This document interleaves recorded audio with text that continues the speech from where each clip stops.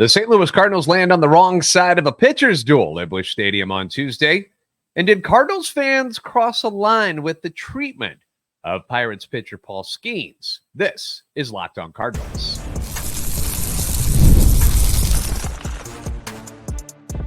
You are Locked On Cardinals, your daily St. Louis Cardinals podcast. Part of the Locked On Podcast Network, your team every day. Hey there, Cardinals fans. I'm JD Hafford, and I'm a national radio sports anchor, born and raised in the Lou, and a lifetime Cardinals fan, and I'm your host for Locked On Cardinals, part of the Locked On Podcast Network, covering your team every day. You can follow me on Twitter, X at JD Sports Radio. You can follow the podcast at LO_Cardinals. I do want to thank those of you who make Locked On Cardinals your first listen every day. We're free and available wherever you get your podcasts. You can find us all over the place. Also on YouTube, if you haven't checked us out yet on the YouTube version of the show, visual aspects of things that we talk about here at Locked On Cardinals, make sure you do that. Like, subscribe, and comment. That way you're interacting with us, and hit the notification button so you know when the new episodes are posted. This is a show serving Cardinal Nation and giving the best fans in baseball all of the info about the birds on the bat. Today's episode brought to you by eBay Motors. From brakes to exhaust kits and beyond, eBay Motors has over 122 million parts to keep your ride or die alive. With all the parts you need at the prices you want, it's easy to bring home that big win. Keep your ride or die alive at ebaymotors.com. Eligible items only. Exclusions apply. eBay guaranteed fit. Only available to U.S. customers. So the Cardinals fall to the Pirates on Tuesday night at Busch Stadium by the score of 2-1. And for diehard baseball fans, this was a game that I think a lot of people enjoyed. Like, it was a nice crowd at Busch Stadium on Tuesday night. It wasn't the outcome that Cardinals fans wanted, but for fans who like seeing a good old-fashioned pitcher's duel, this was the game for you. In one corner, you had the 22-year-old, 6'6", 235-pound rookie phenom, Paul Skenes, with an excellent mustache, by the way. Number 1 overall pick in the 2023 MLB draft, who at this time last year was playing for LSU, pitching in the College World Series for them as they go on to win the College World Series over Florida. The dude has been a beast since coming into pro baseball at every level that he's pitched at, and the Skenes hype train hasn't stopped since making it to the major leagues.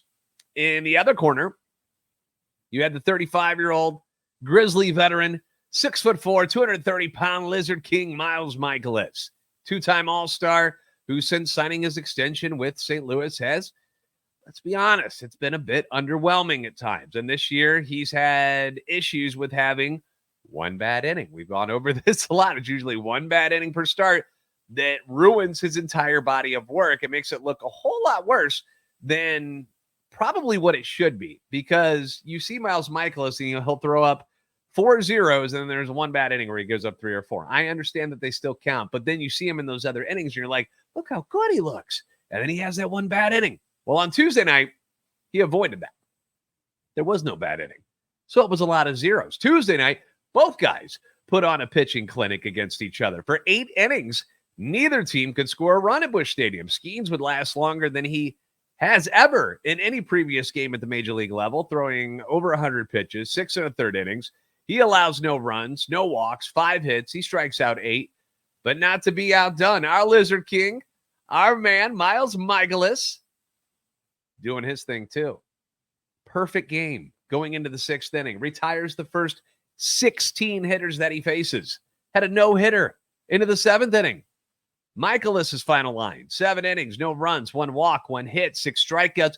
It was a thing of beauty by both pitchers. These are the kinds of games that you see like in the month of October, right? Where any mistake, a walk, blue pit, any stuff like that can cost you the game. An error. Somebody doesn't hit a cutoff man, something like that. All of those little things that matter so much in October. That was the kind of game where you had on Tuesday night, where it felt like who was going to blink first. It was a pretty fun atmosphere at Busch, despite not a lot of offense to go around. Now, the Cardinals had a couple of chances to score against Skenes, specifically in that 5th inning, where you got the leadoff singles from Nolan Arenado and Brendan Donovan. Made it 1st and 3rd, and nobody out. Matt Carpenter comes up, and you just kind of believe that Matt Carpenter is going to do something to get that run in, and it doesn't happen. He strikes out swinging. You get a wild pitch, which moves Donnie up to second base. You're like, okay, cool. We don't have to worry about the double play anymore. Still got to put the ball in play, though. Pedro Pages goes down swinging, and then Michael Ciani grounds out to first base, ends the inning. Cardinals wasted a lot of chances on Tuesday. We're kind of used to seeing that this year. They were 0 for 7 with runners in scoring position. They left 8 men on. Team is now hitting a paltry .213 on the season with runners in scoring position. That's the third worst batting average with runners in scoring position in the league, ahead of only the White Sox and Oakland, 2 of the worst teams in baseball. I don't think you can put the Cardinals as one of the bottom 3 teams in all of baseball. I don't think you can do that. So the fact that they're hitting as low as they are with runners in scoring position with these guys, it's a problem. You know, I brought it up last week. We got in depth into it on the stats and stuff. And the next game, though, after I mentioned stuff like that, that's when the team actually hit very well with runners in scoring position. So hopefully that trend continues tonight when they play the Pirates again. And don't get me wrong, I know Skenes is really, really good. He's tough, and we should give him credit, but this has been a problem all year for the Cardinals. It doesn't matter who's out there on the mound. So to have not 1 but 2 strikeouts in that situation was pretty crippling. When Skenes was removed from the game in the 7th inning, something that has been brought up a lot today, that because I watched the game on TV, I wasn't at Busch Stadium, but it appeared on TV that the Cardinals fans gave Skenes a standing ovation for his efforts.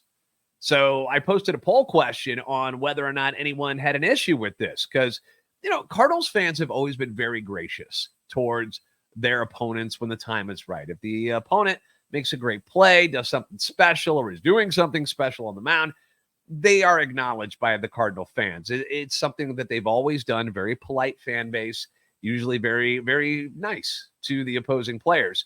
This is nothing new. But it's not like the dude was throwing a no-no at the time or a perfect game or something, and, you know, he deserved, like, extra attention for it. I was a little surprised by the reaction. I don't have a problem with it. If you want to stand up and cheer for the other team's pitcher because you're like, hey, that was cool, we got to see Paul Skenes, by all means, go for it. I don't have a problem with it at all.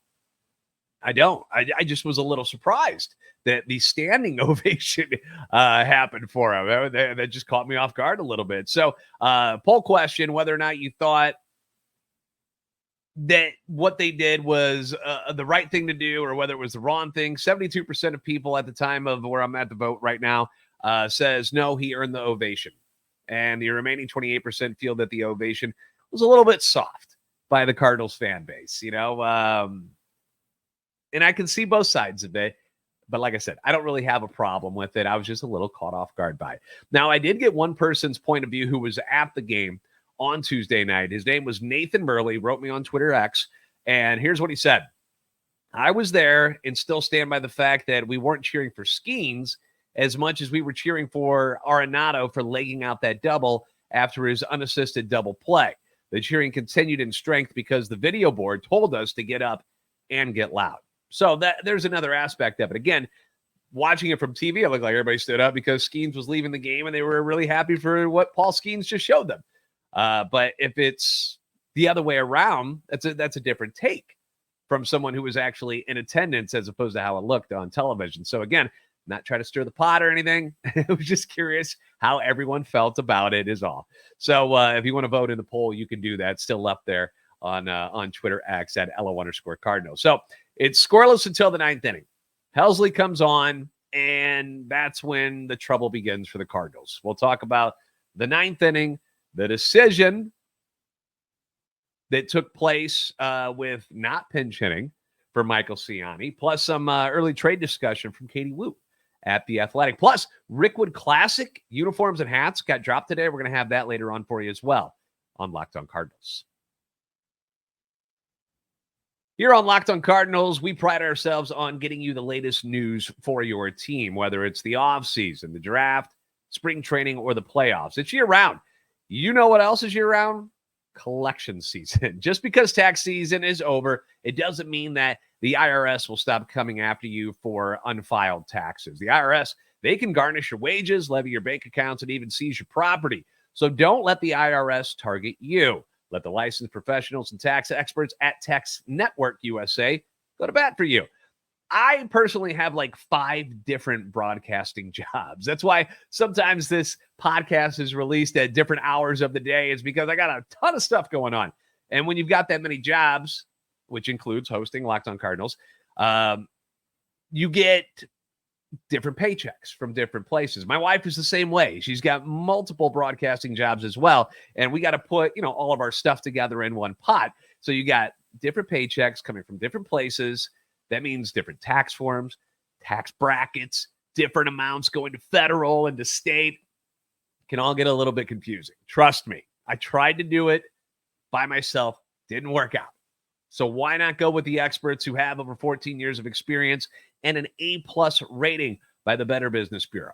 Tax Network USA has saved their clients over $1 billion in tax debt. Whether you owe taxes, have complicated matters that require tax planning, like this guy right here, or finally hit that parlay this season and need help correctly filing, call 1-800-549-1000 or visit tnusa.com/locked on. You can check out the link in this episode description down below and in the show notes. Why wait and keep stressing over it all? Reduce your tax debt and get help from a team of licensed tax professionals by calling 1-800-549-1000 or visit tnusa.com/locked on. PrizePicks is America's #1 fantasy sports app with over 5 million active members. You can get in on the daily action with your friends and become part of the PrizePicks community today. The NBA and Stanley Cup Finals are here, and that means more on PrizePicks, and so do the star players. You get boosted payouts on select basketball stars that you won't find anywhere else. No better way to cash in on the Cardinal baseball action than PrizePicks. Last night, tried to tell you, Paul Skenes might want to take the over and what his strikeouts were. I believe they were at 7.5. Ends up getting 8, and you can add your favorite players from the diamond, whether it's Cardinals or other teams, to your PrizePicks lineups all season long. Strikeouts, RBIs, home runs, stolen bases. Take your pick of more or less and add them to your PrizePicks lineups today. And you can now win up to 100 times your money with baseball-only lineups on PrizePicks. If you submit a winning lineup featuring the 4 Demon Squares, you'll cash in big time on the biggest moments of baseball's early season. So download the app today. Use the code LOCKEDONMLB for a first deposit match up to $100. Don't let all that knowledge that you're getting from this show and that you already have go to waste. Make some money off of it. Download the app today. Use the code LOCKEDONMLB. First deposit match up to $100. Pick more, pick less. It's that easy with PrizePicks.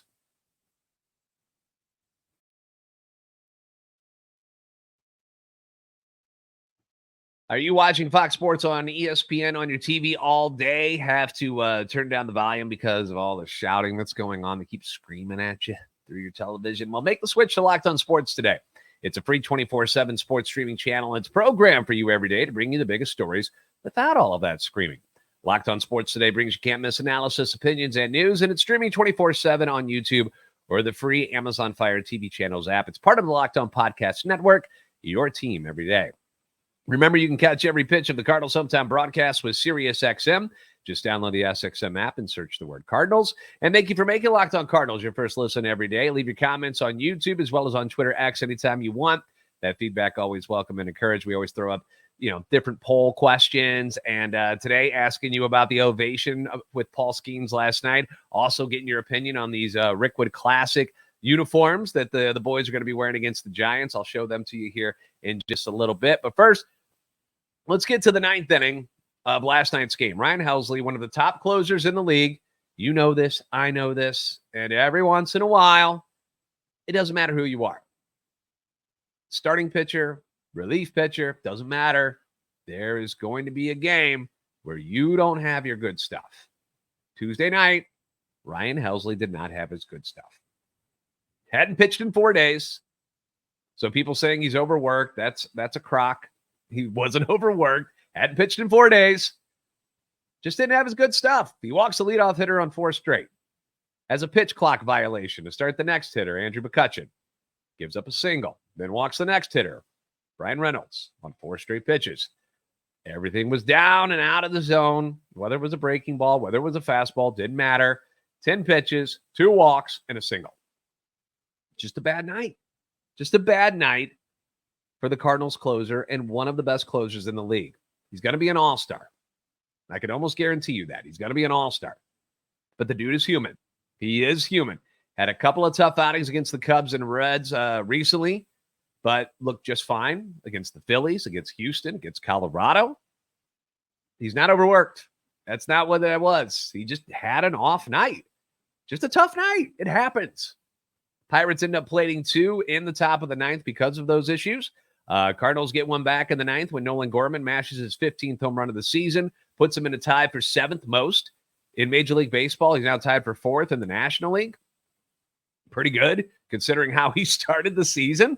So very impressive by Nolan Gorman. Unfortunately, the Cardinals end up threatening with 2 outs for mean walks. You get the Ivan Herrera catcher's interference call, which initially ruled a foul tip, but replay got it right. They went back to it. Ali came out and was like, no.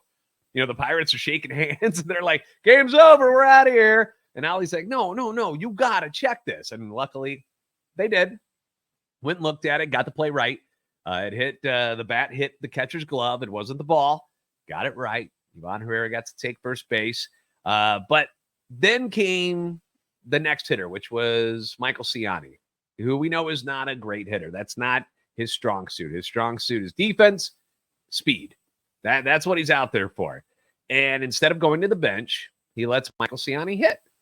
Michael Ciani puts up a good at bat, but he strikes out swinging, ends the game. Cardinals lose. Now, some believe that Ali should have gone to Brandon Crawford or Dylan Carlson instead in that situation, which is easy to say now because Ciani didn't get a hit. But Carlson is terrible at hitting against right-handers. He's terrible at it. And he's been that way for quite some time now. Ciani's numbers are better against righties than Dylan Carlson. All right, what about Brandon Crawford? This is the same Brandon Crawford where people thought he should be DFA'd. Hitting 194 against righties this year. That's who you want him to bring in instead? And I understand that you can make the argument, hey, it's a veteran over a rookie, but bottom line is none of these options are any good. You know, you don't have Wilson Contreras, Newt, Jordan Walker, Tommy Edman. They're not there. So the depth that you were hoping you'd have available for situations just like this, it's not there. And those are just the facts. Whoever you were going to put up in that situation, Ciani, Carlson, Crawford, none of them are great options. They're just not. Solid baseball game that doesn't go the Cardinals' way. And the 2 stars of the game, and Mikolas and Skenes, they don't even get in on the decision despite their great games. Mikolas now has not won a game at home since his final start of 2023. We're in the month of June, guys. 0-2 this season at home. 4 no decisions. Helsley takes the loss. He falls to 2-3. Colin Holderman gets the win. He moves to 2-0. David Bednar picks up his 14th save. Pirates finish with just 3 hits and become only the 3rd team to win a game at Busch Stadium since 2016, getting 3 or fewer hits, according to Rob Raines at STLSportsPage.com. Shout out to him. Always great with the stats. He also points out the Cardinals now have a record of 34-3 in those games over the last 8 years. Says this was the 14th time a Cardinals pitcher has allowed only 1 hit and no runs over 7 or more innings in a game at Busch Stadium 3. It's only the 3rd time that the Cardinals did not win the game, with the other 2 losses coming in extra innings. This was an anomaly because this isn't how it normally shapes out, but a loss all the same. Standings-wise, the Cardinals drop into the basement of the NL Central again at 31-34. The Pirates leap from the basement and are now in 2nd place. That's how tight everything is at 32-34 because the Brewers, the Cubs, the Reds, they all lost on Tuesday night as well. Cardinals are now 7 back of Milwaukee. Pirates are 6.5 back. So we could see another flip-flop tonight if things go the same way, and instead the Cardinals come out on top and the Pirates lose and those other teams lose. Could happen again. Cardinals going to be in 2nd place. Wild card-wise, Cardinals are a half game out despite going 4-6 in their last 10. This 3rd wild card spot, as Ethan Smith from Locked On Pirates and I talked about yesterday, it's going to keep a lot of teams in the running with dreams of making a run like the Phillies and like the Diamondbacks did the last couple seasons in the National League. And if the Cardinals want to be one of those teams, improvements are probably going to need to be made. Now, we can say that getting Jordan Walker back, well, by the way, big night last night for Memphis. He went 3 for 5, hit his 2nd home run of the season with Memphis on Tuesday night. Wilson Contreras on his way back. Tommy Edman was in the cage. We saw footage of that. He's on his way back. Lars Newbar, haven't seen much because he's dealing with that oblique, but he's trying to come back from the IL. You get all four of those guys back into your lineup, that's like making a massive trade, which would be a very John Mozeliak approach to it. And I know Cardinals fans aren't going to like that, but if they were to make any deals, what kind of stuff would they be looking for? Well, Katie Wu from The Athletic put out a piece discussing that very same thing. And we're going to tackle that. Plus, I'll show you what those Rickwood Classic uniforms and hats look like. They just got released just a little bit ago. So we'll have them for you coming up here in just a moment on Locked On Cardinals. Passion, drive, and patience, what brings home the winning trophy, is also what keeps your ride or die alive. Excuse me. eBay Motors has everything you need to maintain your vehicle and level it up to peak performance. From superchargers, roof racks, exhaust kits, LED headlights, and more. Whether you're into speed, power, or style, eBay Motors has got you covered. How do they do it? Well, they've got over 122 million parts for your number one ride or die. You like taking care of your car? eBay Motors. That's where you go. You'll always find exactly what you want. You'll find what you're looking for. And with eBay Guaranteed Fit, your part is guaranteed to fit your ride every time, or you get your money back. Because with eBay Motors, you're burning rubber, not cash. With all the parts you need at the prices you want, it's easy to turn your car into the MVP and bring home that win. Keep your ride or die alive at ebay.com/motors. eBay Guaranteed Fit, only available to U.S. customers. Eligible items only. Exclusions apply.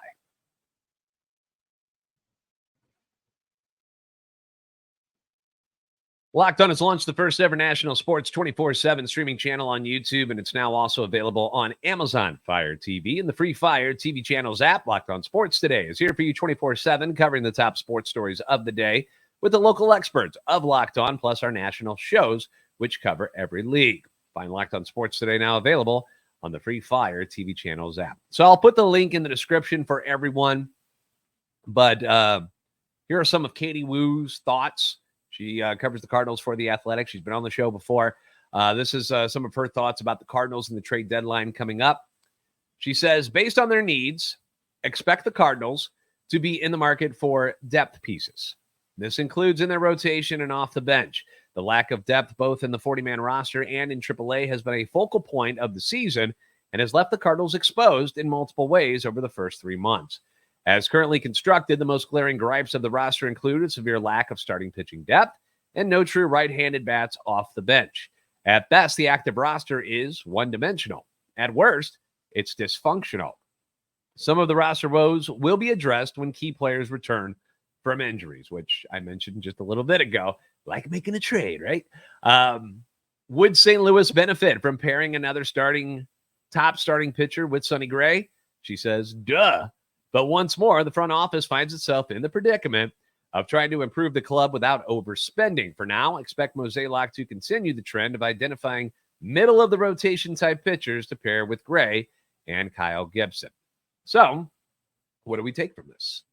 I take that it's going to be more of the same from the Cardinals like you saw in 2021 and 2022. 2022, you get the deals for Jose Quintana and Jordan Montgomery. Outstanding deals. Those were solid. I'd take both of those guys back if I could, wouldn't you? Imagine the rotation with that. With Gray, Kyle Gibson, Montgomery, Quintana, and Lance Lynn. Pretty good. Pretty good. And Miles Mikolas, obviously, too. They targeted John Lester, and it was J-Hap. For that team in 2021. Remember when they went on that 17-game winning streak, which was just nuts? And I remember at the time thinking, like, what are they, John Lester and J-Hap? You're kidding me, right? Worked out pretty well. Last year, they traded away assets, which sucked. But this year, as disappointing as it's been, it still feels like, to me, there's some hope there. And I know we've got naysayers who are like, nope, trash.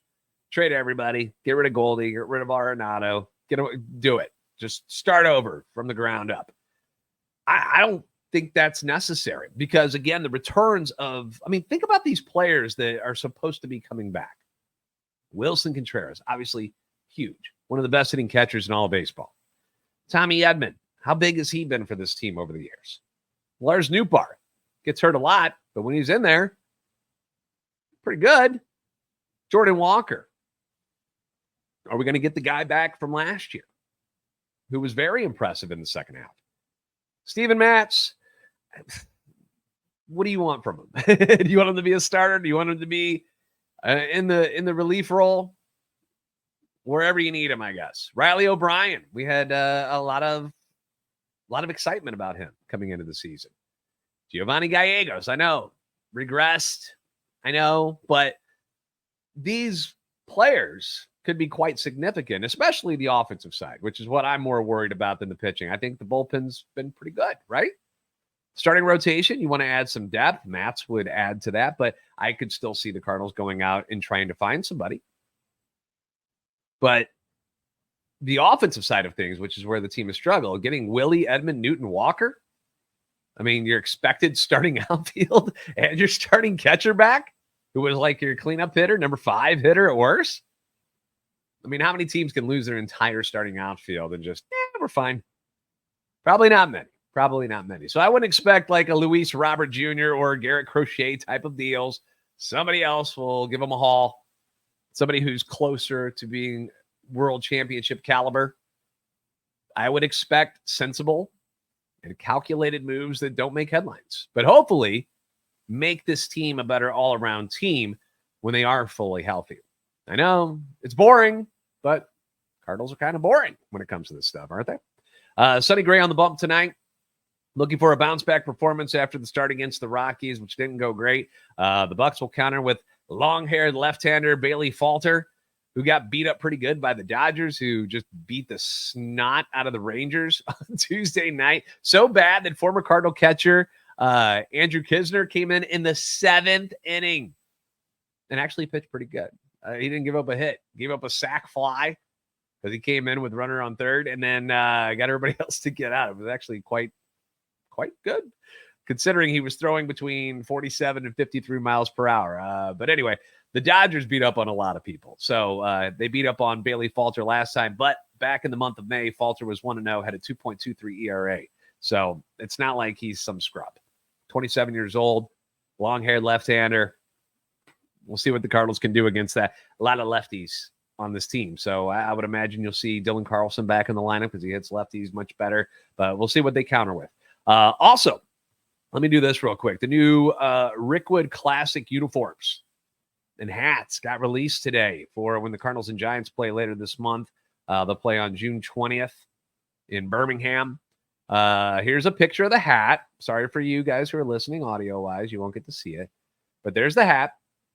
Navy blue with the white STL on the front in different fonts, not like the normal cursive looking STL that you see on the normal everyday hat. And here's the uniform, which is gray. Got a little orange and navy blue, I believe, in there. No names on the back, which I always think is good. I just like that classic look with no names on the back. I think it's neat. I'm a dork and I play MLB The Show a lot, and I always go with the old school Cardinal uniforms. I don't use the ones from the era today. But what do you guys think of those?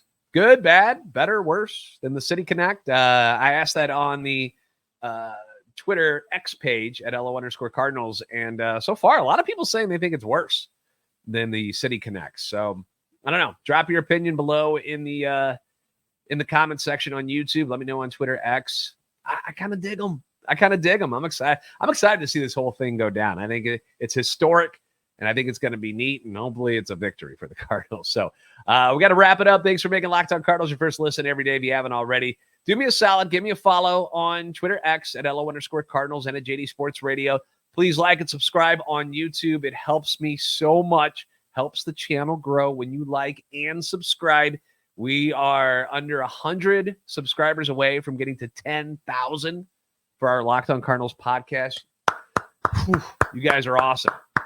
You guys are awesome. So we got to continue, though. Got to continue making this channel and this podcast grow. That way this Cardinals community can get together and hopefully we see some better baseball moving forward here in the future. You guys are the best fans in baseball for a reason, and I will see you next time on Locked On Cardinals. Have a good one.